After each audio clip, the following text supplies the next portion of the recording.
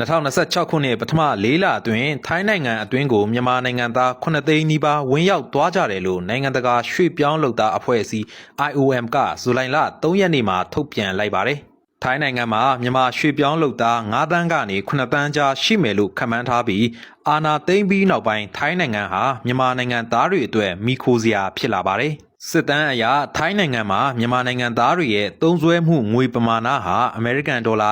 6.6 ဘီလီယံကျော်ရှိနေတယ်လို့သိရပြီးမြန်မာကိုပြန်လွှဲငွေကနှစ်စဉ်အမေရိကန်ဒေါ်လာ2ဘီလီယံအထက်ရှိနေကြပါတယ်။ဒီလိုသုံးစွဲမှုတွေဟာထိုင်းနိုင်ငံမှာအလုပ်လုပ်နေကြတဲ့မြန်မာနိုင်ငံသားတွေရဲ့စုစုပေါင်းဝင်ငွေထက်က65%လောက်အထိရှိနေတာမို့ဈေးကွက်ကလည်းကြီးမားနေပါတယ်။မြန်မာနိုင်ငံမှာစစ်တပ်အာဏာသိမ်းပြီးနောက်ပိုင်းတိုင်းပြည်စီးပွားရေးကျဆင်းလာနေသလိုဝင်ငွေနှိမ့်ကျဆင်းရဲပြီးလူငယ်တွေကိုစစ်မှုထမ်းခိုင်းနေတာကြောင့်ထိုင်းနိုင်ငံထဲကိုလူငယ်စွမ်းအားတန်းချီရွှေ့ပြောင်းသွားပါတယ်။2026ခုနှစ်ပထမ၄လအတွင်းမြန်မာနိုင်ငံသား9သိန်းနီးပါးထိုင်းနိုင်ငံကိုတွားနေကြလို့တလကိုလူ3သိန်းခွဲရွှေ့ပြောင်းနေကြတာမို့အကြီးမားဆုံးရွှေ့ပြောင်းမှုဖြစ်လာနေပြီးအာဏာသိမ်းမှုရဲ့အဆိုးရွားဆုံးရလဒ်ဖြစ်ပါတယ်။မြန်မာပြည်ကစီးပွားရေးအခြေအနေကလည်းအခွင့်ထူးခံလူဒန်းစားတွေအတွက်သာဖြစ်လာနေတာကြောင့်ပြည်သူတွေတဖြည်းဖြည်းကျက်သီးလာနေချိန်မှာထိုင်းရောက်မြန်မာရွှေ့ပြောင်းလုပ်သားတွေရဲ့ငွေကိုမိခိုလာနေကြရပါတယ်။စေအုပ်စုရဲ့လက်ချက်ကြောင့်လူငယ်တွေအလုပ်ကိုင်းအခွင့်အလမ်းတွေဆုံးရှုံးလာနေပြီးဝင်ငွေကလည်းတဖြည်းဖြည်းနှိမ့်ကျ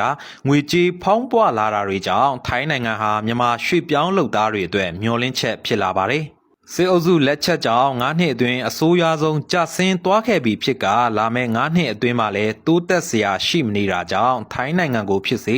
လာအိုနိုင်ငံကိုဖြစ်စေရွှေ့ပြောင်းလုပ်သားအဖြစ်ပိုသွားလာကြဖွယ်ရှိနေပါတယ်။ထိုင်းရောက်မြန်မာတွေအနေနဲ့စီကံရှိကြပြီးဧည့်သည်ဟာဧည့်သည်လိုနေကြပါလို့ဆိုပါရစေ။